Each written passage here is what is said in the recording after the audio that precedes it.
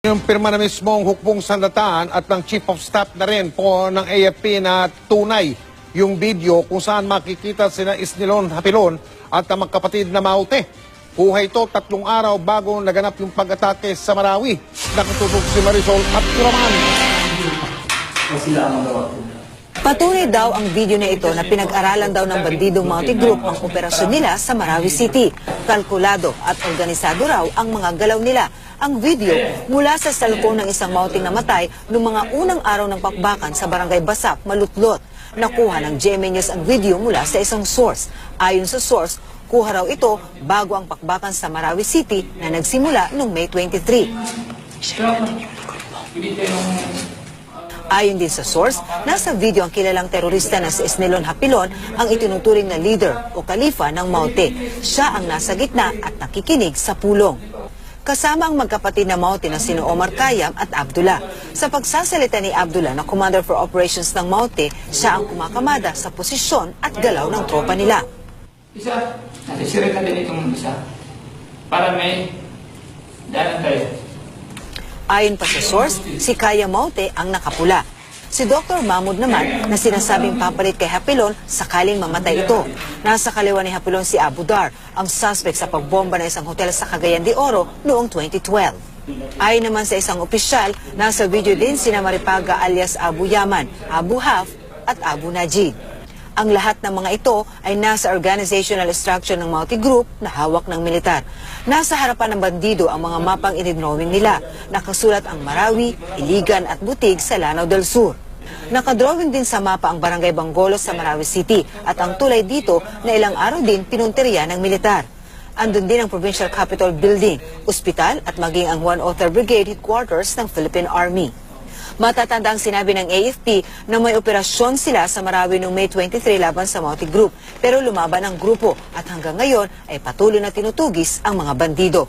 Ayon kay Senator Panfilo Lacson, ito ang video na pinakita sa kanila sa briefing ng palasyo sa mga senador.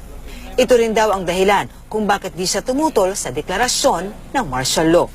Si AFP Chief of Staff General Eduardo Año kinumpirma ring authentic ang video na siya nga rin daw ipinakita nila sa mga senador. There's another revelation from a captured personality of Maute that after securing and taking Marawi City, they would march to Iligan and kill as many people as they can. Sa ilalim ni Hapilon ang iba't ibang grupo ng mandirigma mula Sulu, Basilan, ang mga Maute sa Lanao area, Cotabato, Sarangani at Maguindanao.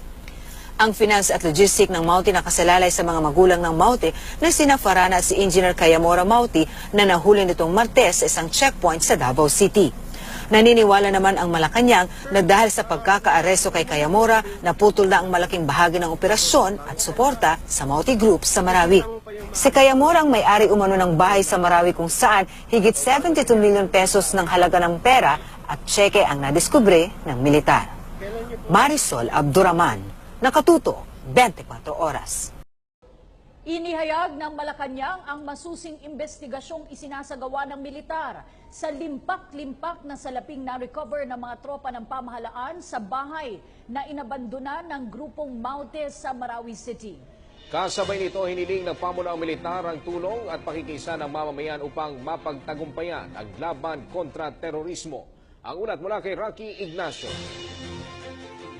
Nakikipag-ugnayan ng Armed Forces of the Philippines sa banking sector sa bansa para matukoy ang mahigit na 80 milyong pisong cash at cheque na na-recover ng tropa ng pamahalaan sa patuluyang clearing operation sa Marawi City. Sa Mindanao Hour, sinabi ni AFP spokesperson Brigadier General Restituto Padilla na sa kasalukuyan ay inaalam pa rin kung sino may-ari ng bahay kung saan nakuha ang mga pera. Ang naturang pera ay hinihinalang nagmula sa Maute Group. Sinabi nito na sinusuring mabuti ito ng pamahalaan kung ito ay umano'y isang peke. Na nang sinabi ni Pangulong Rodrigo Duterte na may kaugnayan umano ang iligal na droga at terorismo sa Marawi City.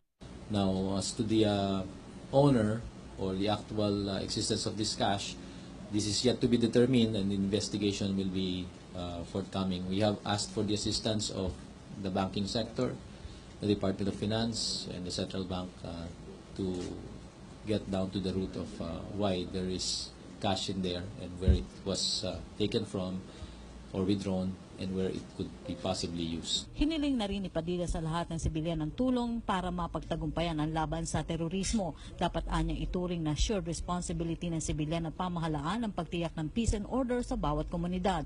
Ipinaliwanag rin ito na mahalaga pa rin ang pagsasagawa ng airstrikes para tuluyan ng mawakasan ang karahasan ng mga terorista dahil na rin sa mga naiipit pa rin sa bakbakan. Kinumpirma ni Padilla na napigilan ng pamahalaan ang dapat sana mas malaking banta ng kaguluhan ng mga ito dahil na rin sa mga dokumento at video na na-recover ng militar. Continuing airstrikes, we appeal to the people of Marawi, to those who have continuously given their word and their requests for us to stop it.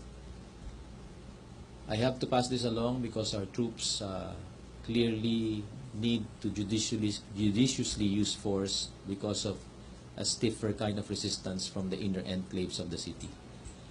We feel the pain, we feel the hurt of every member or every citizen and every resident of Marawi.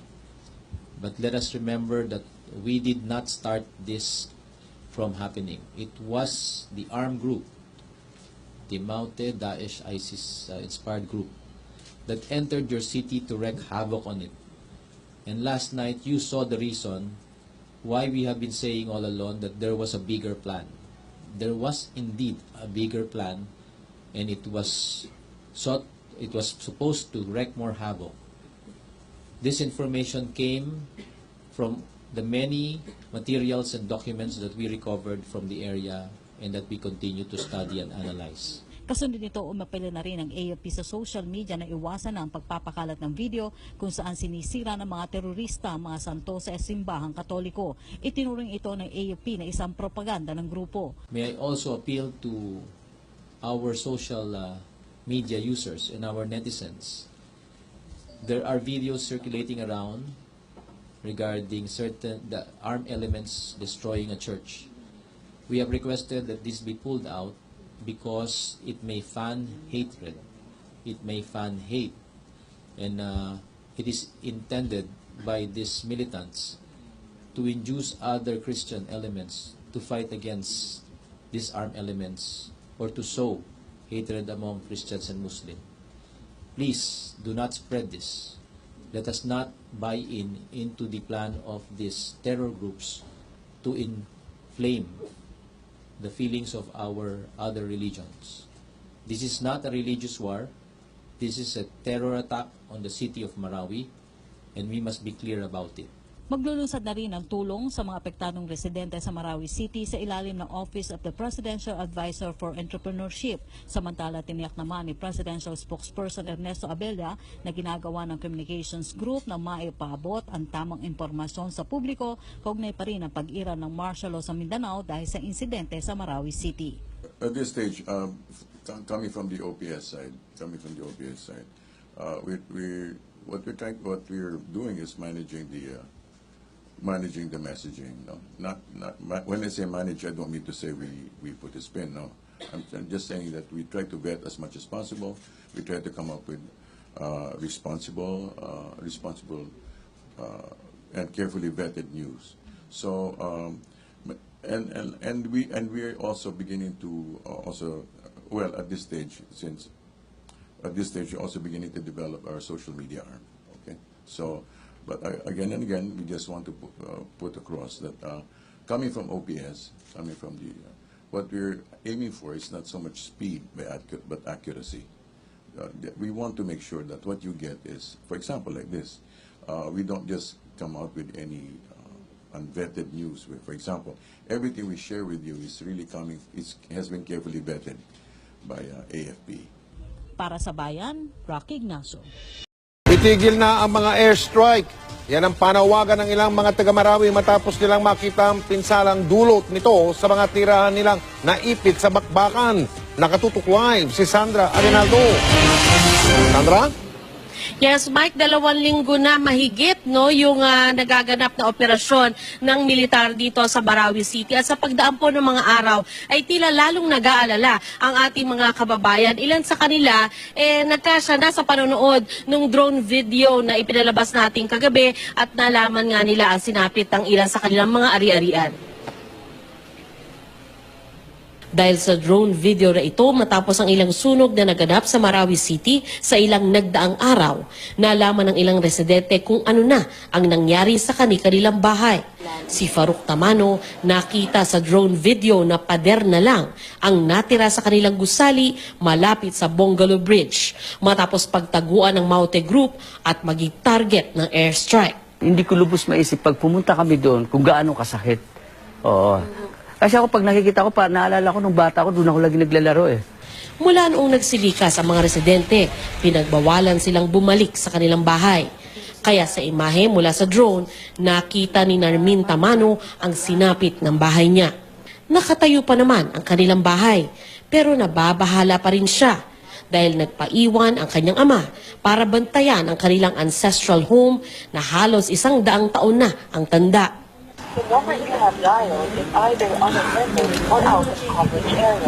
Hindi pa rin daw niya makontak ang ama. Mahigit 2 linggo na ang military operation sa Marawi. Bawat araw, tila walang katapusang paghihintay para sa mga residente. Ancestral house po yun ang mga great-grandfather and mother namin. So parang ang hirap na hindi namin alam kung may babalikan ka o wala. Ilang residente pa ang kanya-kanyang hanap ng kanilang mga bahay mula sa drone video. Ang magkapatid na ito, nakitang sira na ang kanilang bahay dahil sa bakbakan. Masakit sa amin yan dahil namana namin sa mga lolo namin yung mga properties. Panawagan ng ilan sa Pangulo. Ihinto na nila yung airstrike sa Marawi kasi sa tingin ko naman kaya naman nila na wala ng airstrike. Nananawagan po ako kay Presidente Duterte kasi po siguro 90% po ng Marawi City is tumulong sa kanya. Marami pong mga Maranaw na pera po nila talaga yung ginamit nila para manalo siya, ginastos nila. Isipin naman po niya yung mga taong tumulong sa kanya. Kasi halos lahat po nawala na ng tirahan, nawala na ng pangkabuhayan. So sana po, makonsensya naman po siya. May mensahe din sila sa Maute Group. Sa mga kapatid kong Muslim sa Maute, sana nakikiusap, banggiting salita, sa salitang Muslim ko na lang sabihin.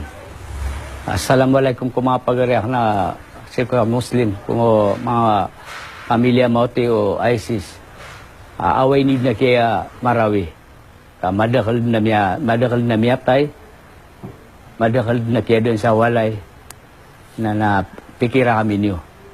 Pinaglalaban nila is religion, which is kinukundem namin kasi ang true Islam, kung inaagaw sa'yo yung relihiyon mo, doon ka pwedeng mag-jihad na sinasabi nila. Which is napakasakit kasi wala namang nangagaw ng relihiyon namin. Wala namang pumapasok sa amin ng mga Kristiyano na sasabihin na ito yung totoong relihiyon. Patuloy namang iniimbestigahan ang tungkol sa 52 million in cash at 27 million na halaga ng tseke na nakuha sa vault ng isang bahay sa Marawi. Napag-alaman namin mula sa ilang source na posibleng ang may-ari nito ay isang mayamang pamilya na may malaking negosyo. Ganito rin ang nakuwang impormasyon ng Integrated Bar of the Philippines sa Lanao del Sur. The family of this alleged owner, dati silang dati sila sa construction. So hindi imposible na magkaroon sila ng ganong kalaking halaga. Yun naman ang negosyo sa construction, malaking negosyo yan. So, nauna nang sinabi ng militar na nakuha nila ito mula sa dating posisyon ng Maute Group. Kaya isa sa mga hinala nila ay pondo ito ng grupo. Mike, nakita nyo kanina na nagsagawa na ng clearing operation ang military, pero ang abiso po ng pamahalaan ay hindi pa rin pwedeng bumalik dito sa Marawi City yung mga residente sa kanilang mga bahay. Abangan na lang daw po daw ang proper announcement talaga mula sa pamahalaan kung pwede na silang magbalik. Mike? Maraming salamat, Sandra Aguinaldo.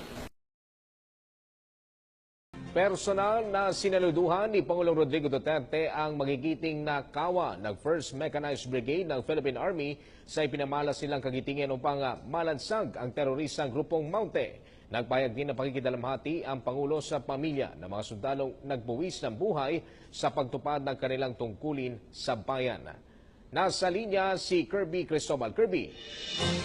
Ralph, walang pag-uusap na magaganap sa pagitan ng pamahalaan at ng Maute Group. Tatapusin muna ng tropa ng gobyerno ang sinimulan na kaguluhan at karahasan sa Marawi City ng mga nasabing terorista. Ito ang naging mensahe ni Pangulong Rodrigo Duterte matapos na bumisita sa 1st Mechanized Infantry Maaasahan Brigade ng Mechanized Infantry Division ng Philippine Army sa Camp Leono, Barangay Kalandagan, Pacurong City, Sultan Kudarat.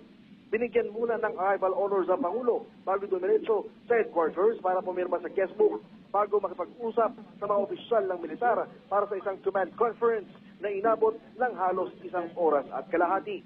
Narito, pakinggan natin ang naging pahayag ni Pangulong Duterte. Yung nanay ni Maute, sabi ko, no, I will not. I will not talk anymore kasi marami na ang sundalo ko namatay. Marami ng pulis ko namatay. Huwag mo akong bulahin dyan, usap-usap na yan. Not anymore. Pagkatapos dyan, mag-usap tayo. Right after, pag naubos sila lahat dyan, then I will talk to the new generation. Dagdag pa ng Pangulo na hindi siya masaya sa pagdideklara ng martial law sa Mindanao pero kailangan niyang protektahan ang mga Pilipino at ang bansa upang hindi na lumawak pa ang operasyon ng mga teroristang grupo. Tuloy rin ang pakikipaglaban ng militar at pulisya upang lansagin ang grupo. Ipanahiwatig rin ng Pangulo ang kanyang pagkagalit dahil pinabayaan at binigyan ng pagkakataon ng Maute Group na makapasok sa Marawi City. Muli namang inalok ng Pangulo Duterte ang New People's Army na sumama sa tropa ng gobyerno upang maging sundalo. Siniguro rin ito na ibibigay ang mga trainings at iba pa, buwaba lamang sa bundok at maging mapayapa ang bansang Pilipinas. Muli, narito si Pangulong Rodrigo Duterte. So I am again addressing myself to the NPAs.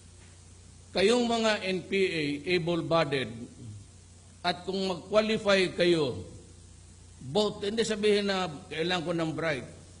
Kayong mga sundalo sa New People's Army, kung gusto ninyong sumali sa gobyerno ko, I will take you in as soldiers of the country.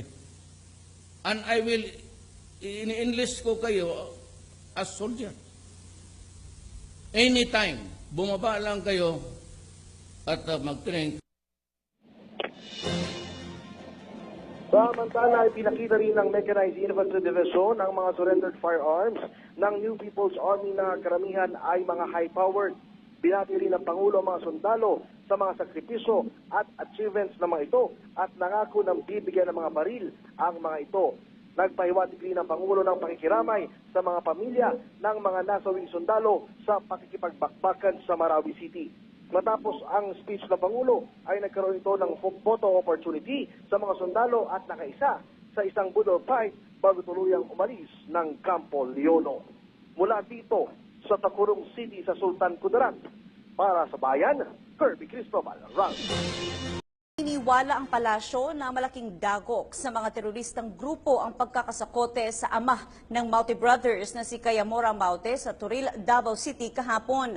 Ayon kay Presidential Spokesperson Ernesto Abella, tiyak na napigilan ang mga nakalinya pang tangkang paghahasik ng teroristang grupo dahil sa pagkakasakote kay Kayamora. Ani Abella, pinutol nito ang cycle of lawlessness sa ilang bahagi ng Mindanao na isa niyang welcome development sa gitna ng nagpapatuloy na pagsugpo sa grupo ng Maute sa lungsod ng Marawi. Sa kabila nito, patuloy na nananawagan ng Malacanang sa publiko na manatiling mapagmatsyag sa gitna ng kasalukuyang sitwasyon, partikular na sa Marawi. Naaresto si Kayamora ng mga operatiba ng Task Force Davao sa isang checkpoint sa Barangay Sirawan kasama ang isa sa mga asawa nito habang nakakuha din ng mga otoridad ng ilang piraso ng armas at mahigit 300,000 piso.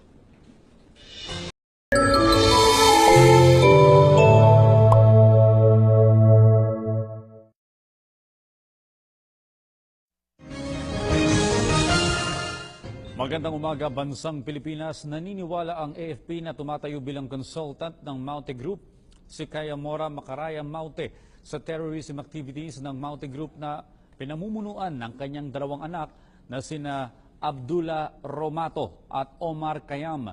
Ayon kay AFP spokesman Restituto Padilla, tumatayong financier at advisor ng Maute Group si Kayamora, bagamat itinanggi nito na may kinalaman siya sa ginagawa ng Maute Terror Group at depensang hindi nga niya nakakausap ang kanyang mga anak. Ayon kay General Padilla, hindi kapani-paniwala ang pahayag ni Kayamora dahil bilang patriarch ng pamilya at sa kanilang blood ties ay sadyang nagtutulungan sila sa lahat ng kanilang gawain. Samantala, naniniwala naman ang AFP na buhay at nasa Marawi City pa si Isnilon Hapilon, ang leader ng Maute Terror Group at umano'y emir ng ISIS sa Asia region. Bukod sa mga pinagkukutaan po ng mga miyembro ng Maute, tinatarget na rin ng mga airstrikes ang ilang lugar sa labas naman ng Marawi para mapigilan ang tangkang pagpasok ng dagdag daw na puwersa ng teroristang grupo. At may ulat on the spot si Sandra Aguinaldo. Sandra? Yes, Connie, tama ka. Sabi nga ng military ngayon ay meron silang na-monitor na reinforcement umano ng Maute Group na gustong makapasok sa Marawi City. Ito yung idinadahilan nila, Connie, kaya nagkaroon ng pagbagsak ng bomba mula sa air asset ng militar noong Sunday night. Ayon yan kay Lieutenant Colonel Joar Herrera, meron kasing pumatak na bomba doon sa isang barangay sa labas ng Marawi City kung saan naroroon yung Maute Group. Ang bomba ay bumagsak sa barangay Pugaan, munisipalidad ng Ramain, 22 kilometro ang layo mula sa Marawi City. Lumikha ito ng malaking butas sa lupa at nagkasira yung gym na kung saan siya bumagsak at medyo malaki rin naman yung damage. Ayon sa ilang residente, wala umanong Maute sa kanilang lugar at hindi sila kasama doon sa Maute occupied area.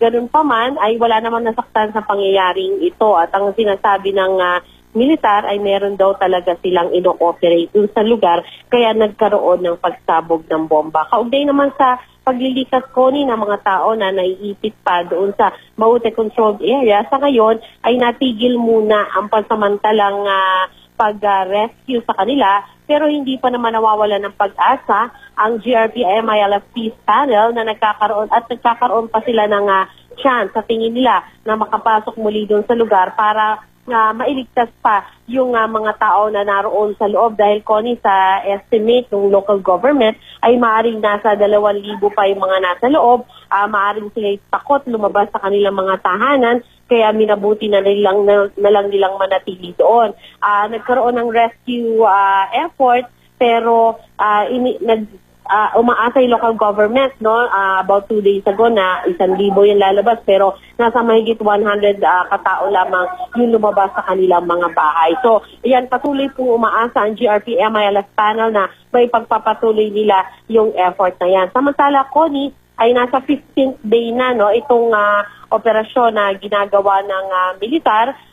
Ngayon yung ikatlong araw na sinasabi ng Pangulo na deadline na maaaring matapos na itong kaguluhan dito sa Marawi City. Pero walang signs, Connie, na matatapos ito ngayong araw na ito. Bagamat ang sinasabi ng AFP kanina sa kanilang briefing ay they're making a headway. Meron naman daw silang mga accomplishment gaya na lamang halimbawa yung nakakapag-advance naman daw sila papasok doon sa kinaroroonan na Maute at sinasabi pa nga nila na yung pera na nireport ni Cedric kanina na kanila na-recover galing doon sa lugar na dating okupado ng Maute Group. Yan muna po ang pinakahuling ulat mula dito sa Marawi City, Connie. Yes, Sandra, paglilinaw lamang, wala bang ginawa munang abiso yung ating Air Force bago mag-airstrike doon sa labas ng itong Marawi na isang barangay na sinabi mong nakitaan nga ng bomba?